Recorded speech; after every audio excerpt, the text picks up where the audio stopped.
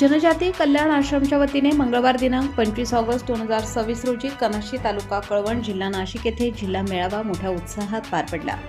गेल्या 74 वर्षांपासून जनजाती कल्याण आश्रम विविध उपक्रमांच्या माध्यमातून आदिवासी समाजाच्या सर्वांगीण विकासासाठी कार्यरत आहे।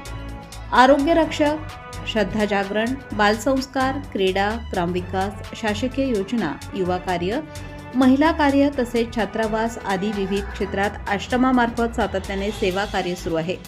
या जिल्हा मेळाव्यात जिल्हाध्यक्ष दादासाहेब हिरामण पवार, जिल्हा उपाध्यक्ष सोमनाथ एकनाथ गवळी, सचिव सुरेश गोविंदा चोपळे सर, जिल्हा पालक साहेबरावजी जगताप, जामदारजी सर, विशालजी तसेच प्रांत संघटन मंत्री निलेश पवार यांच्यासह जिल्हा कार्यकारिणी सदस्य उपस्थित होते। कळवण, सटाणा, मालेगाव, नांदगाव, येवला, चांदवड, देवळा आदी तालुक्यातील पदाधिकारी, आरोग्यरक्षक, गटप्रमुख, अंशकालीन व पूर्णकालीन कार्यकर्ते, श्रद्धा जागरण कार्यकर्ते तसेच विविध प्रकल्प प्रमुखांनी मेळाव्यात सहभाग घेतला। 4 सत्रांमध्ये विविध विषयांवर मंथन। एक दिवसीय जिल्हा मेळाव्यात 4 सत्रांमध्ये कल्याण आश्रमाचा परिचय, गावातील समस्या व त्यावरील उपाययोजना तसेच आगामी कारवाई योजना यावर सविस्तर चर्चा करण्यात आली। यावेळी विस्तारक योजना, आदिवासी समाजाची कागदपत्रांपासून मुक्तता, शासकीय योजना, वनजमीन व महसूल जमीन, वनहक्क तसेच विविध आंदोलनांचे नियोजन यासह अनेक महत्त्वाच्या विषयांवर चर्चा झाली। महिला कार्य, युवा कार्य, शासकीय योजना, जमीन व महसूल विषयक प्रश्न, आदिवासी मुलींची इतर समाजात विक्री, आदिवासी समाजातील धर्मांतरण, ऊसतोड व वीटभट्टीवरील रोजगारासाठी होणारे स्थलांतर आदी गंभीर सामाजिक प्रश्नांवरही सखोल विचारमंथन करून उपाययोजनांबाबत कार्यकर्त्यांना मार्गदर्शन करण्यात आले। जयम फाउंडेशनतर्फे फळझाडांचे मोफत वाटप। मेळाव्याच्या समारोप प्रसंगी जयम फाउंडेशन नाशिक यांच्या माध्यमातून जनजाती कल्याण आश्रमच्या कार्यकर्त्यांना मोठ्या प्रमाणावर फळझाडांचे मोफत वाटप करण्यात आले। यामध्ये आंबा, जांभूळ, चिकू, पेरू, फणस आदी फळझाडांचा समावेश होता। जयम फाउंडेशनने आतापर्यंत पेठ, सुरगाणा, कळवण आणि सटाणा परिसरातील आदिवासी भागात जनजाती कल्याण आश्रमच्या माध्यमातून सुमारे 7,000 फळझाडांचे मोफत वाटप केले आहे।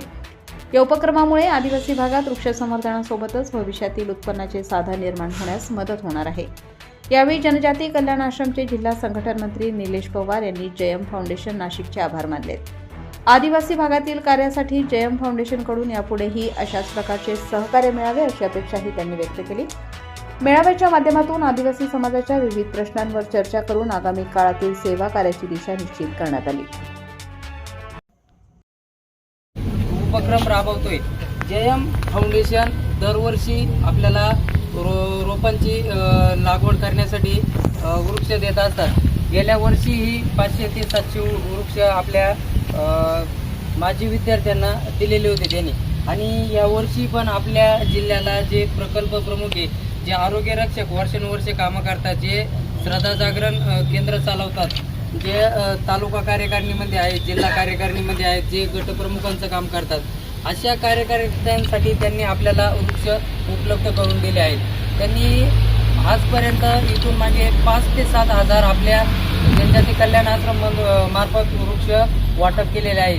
पेठ, सुरगाणा, दिंडोरी, कळवण, सटाणा, आपलं कनाशीचं वसतिगृह अशा पद्धतीनं ते आपल्याला वृक्ष दरवर्षी मदत करत असतात आणि यापुढेही ते आपल्याला मदत करतील।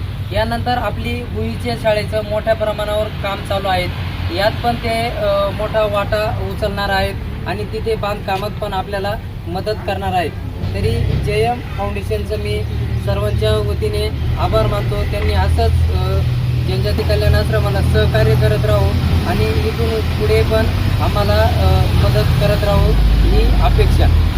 धन्यवाद। ताज्या व महत्त्वाच्या बातम्या बघण्यासाठी प्ले स्टोअरवर जा, प्रबलभूमी ॲप डाउनलोड करा व या धावपळीच्या जीवनात अपडेट रहा।